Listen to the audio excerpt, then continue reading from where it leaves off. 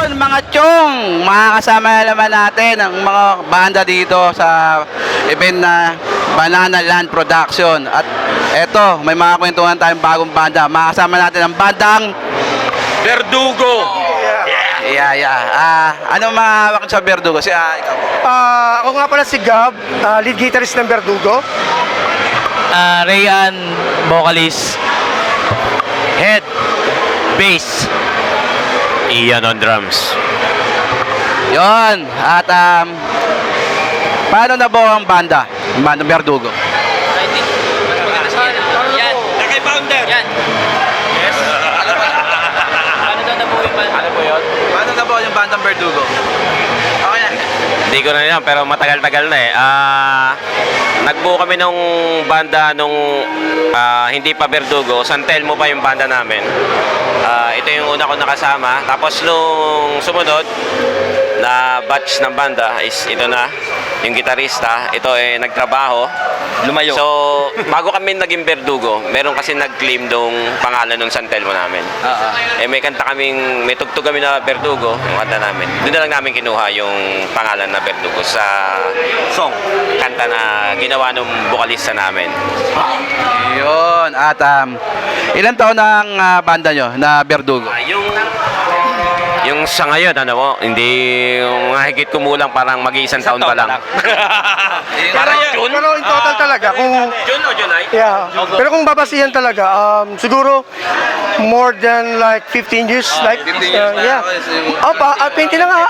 Yeah, 20 na nga halos, yeah. Isimula natin. Yeah, yung talagang original na kami. So, yun nga. Nagpalit-palit na kami ng member. So, yun lang po. Mga taga saan pala kayo? Yung mga Verdugo. Originally, from Taguig kami. Then si Ray Ako lang ang taga Cavite. Taga Cavite ako. Tagig. Tagig din. Tagig din.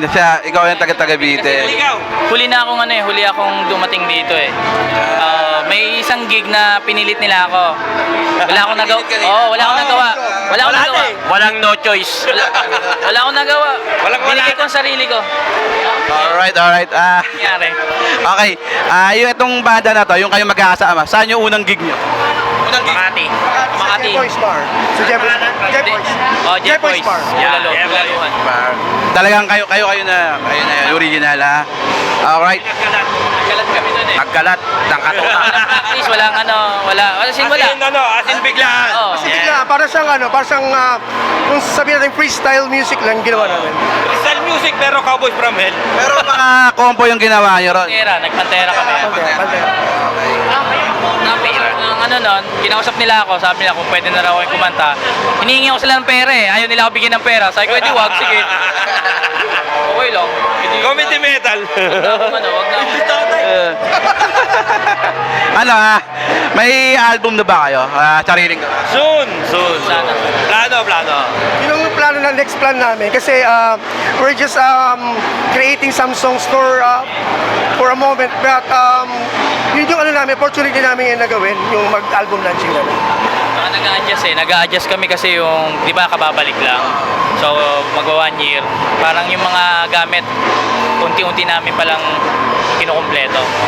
Parang gano'n. So, para kung maglabas man kami ng kanta or album, mas crisp at saka mas magalinis. Alright. Yung mga gustong magbanda na katulad nyo, mayroon ba kayong gustong ipayo sa kanila? Payo. Payo. Ikaw, ito muna si Sir. Para Anong gagawin? Kung may gusto Payo. banda, may mapapayo ba sa kanila? Wala kami mapapayo, hindi kami magaling eh. Sorry. Ikaw Payo. Kahit hindi magaling.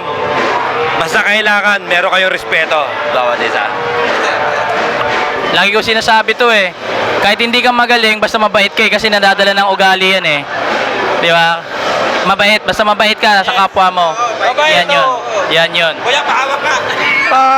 Halos gano'n na rin lahat ng sinabi nila. Basta yun lang, focus and then respect to each other.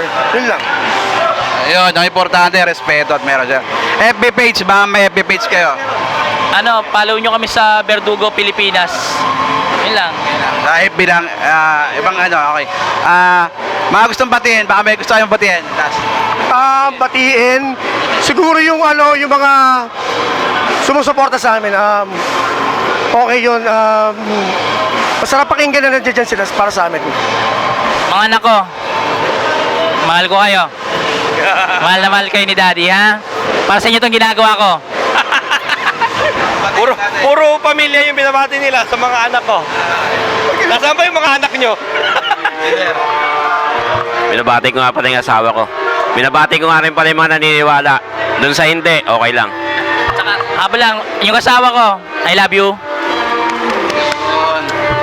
Alright, maraming salamat sa inyo pag-interview. Bandang Verdugo, sana sa susunod magkita-kita tayo at support local artists. Huwag kayong makinig muna ng iba, tayo lang dito. Dan. Metal tayo, iba buhay. Peace. Thank you. Thank you, Lord.